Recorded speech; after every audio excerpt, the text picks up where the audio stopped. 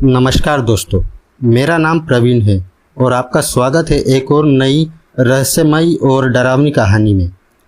यह कहानी एक अघोरी साधु की है और उसके द्वारा छेड़ी गई उन भयानक घटनाओं की जो कभी किसी ने सोची भी नहीं थी।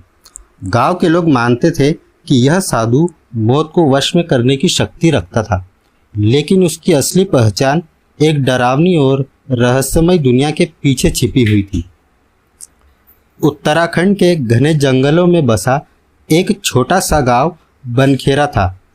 पहाड़ों और नदी के किनारे बसा यह गांव दिखने में जितना शांत था उतना ही रहस्यमय भी। गांव के चारों ओर फैली जंगल की सघनता के बारे में कई कहानियां प्रचलित थी। लोग कहते थे कि इस जंगल के अंदर कुछ ऐसा है जिसे इंसान के आंखों से देखा नहीं जा सकता। गांव के बाहर एक पुराना शमशान था जहां रात को कोई जाने की हिम्मत नहीं करता था। लोग मानते थे कि वहां तंत्र मंत्र और काले जादू की शक्तियों का बसेरा है। उसी शमशान के पास एक अघोरी साधु कपिलनाथ रहता था। वह दिन भर शवों के साथ साधना करता और रात होते ही शमशान में विचरण करता था।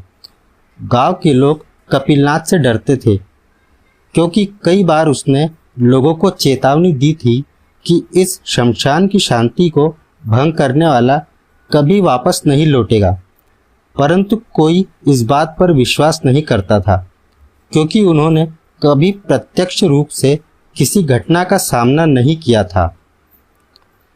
एक दिन गांव में कुछ युवा लड़कों ने शर्त लगाई कि वे अघोरी के निवास तक रात में जाकर देखेंगे कि वह वहां क्या करता है। उनमें सबसे बहादुर रघु था, जिसने सभी को यह विश्वास दिलाया कि अघोरी और उसकी बातें सिर्फ डर फैलाने का जरिया है। वे चार लड़के रात के अंधेरे में शमशान की ओर बढ़ने लगे। उनके हाथों में टॉर्च और दिलों में डर था, परंतु शर्त जीतने का जुनून उन पर भारी था। रात के तीसरे पहर जब चांदनी धुंधली हो चुकी थी और सन्नाटा चारों ओर फैल चुका था, वे शमशान के पास पहुंच गए। वहां का दृश्य डरावना था। हवा में एक अजीब सी गंध और रहस्यमयी ऊर्जा महसूस हो रही थी, लेकिन रघु और उसके साथी साहस बटोरकर अघोरी की कुटिया के पास गए। कुटिया के अंदर से आवाजें आ रही थी, कुछ मंत्रों का जाप और बीच बीच में चीखों की आवाजें। लड़कों के पैर कांपने लगे, लेकिन अब पीछे हटना नामुमकिन था। रघु ने खिड़की से झांककर देखा। अंदर अघोरी आग के चारों ओर बैठा था और सामने एक शव पड़ा था। उस शव के पास कुछ तांत्रिक सामग्री रखी थी। तभी अचानक अघोरी की आंखें खिड़की की ओर मुड़ी। उसकी लाल लाल आंखें सीधे रघु की आंखों से टकराई। लड़के चीखते हुए वहां से भागे, लेकिन तब तक देर हो चुकी थी।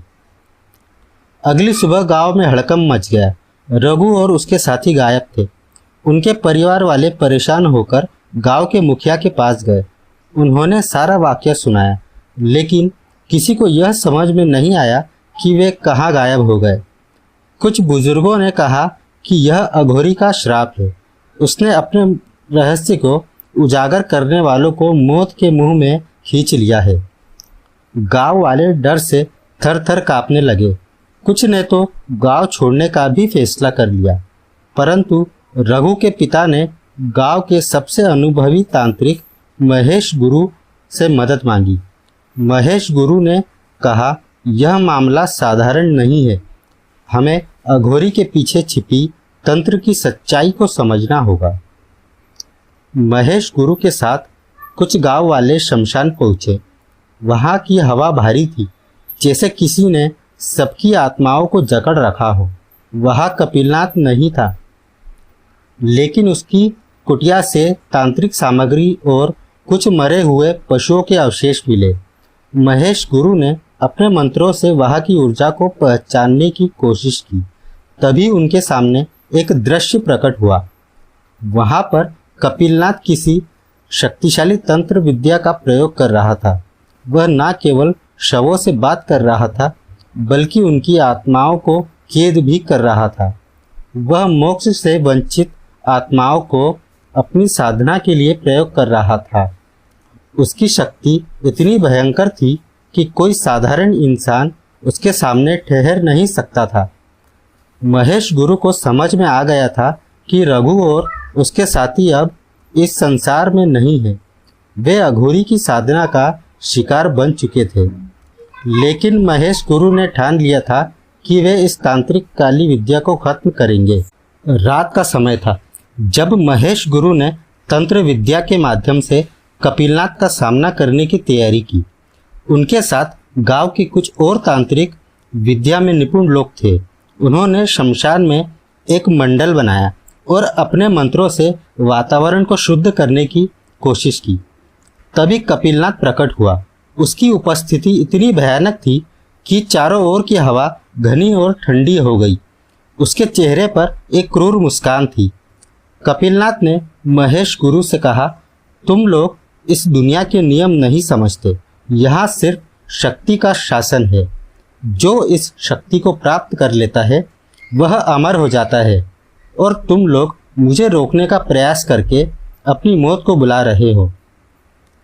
महेश गुरु ने साहस से जवाब दिया, शक्ति का सही उपयोग ही सही मायने में साधना है और आज तुमने इस शक्ति का दुरुपयोग किया है। आज तुम्हारा अंत निश्चित है। दोनों के बीच भीषण तांत्रिक युद्ध शुरू हुआ। कपिलनाथ के मंत्रों की ताकत इतनी भयानक थी कि चारों ओर की भूमि कांपने लगी।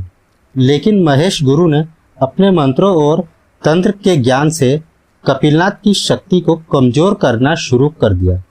वह मंडल जिसके अंदर महेश गुरु और उनके साथी थे, उन्हें अघोरी के हमलों से बचा रहा था। कपिलनाथ ने अंतिम प्रयास करते हुए सबसे घातक तंत्र मंत्र का उच्चारण किया, जिससे आसमान पर काले बादल छा गए और शमशान की हर दिशा से चीखें आने लगी। लेकिन महेश गुरु ने अपने मंत्रों की शक्ति से उस तंत्र को नष्ट कर दिया। अंततः कपिलनाथ का शरीर राख में बदल गया। उसकी तांत्रिक शक्ति भी उसी के साथ नष्ट हो गई।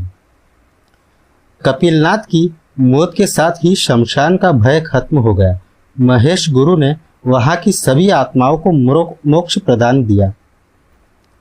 गांव वालों ने चैन की सांस ली, लेकिन यह घटना हमेशा के लिए उनकी यादों में एक भयानक सच्चाई की तरह बस गई। रघु और उसके साथियों का कोई पता नहीं चला, लेकिन गांव वाले यह मान चुके थे कि उनकी आत्माएं अब कहीं शांतिपूर्वक विश्राम कर रही हुई।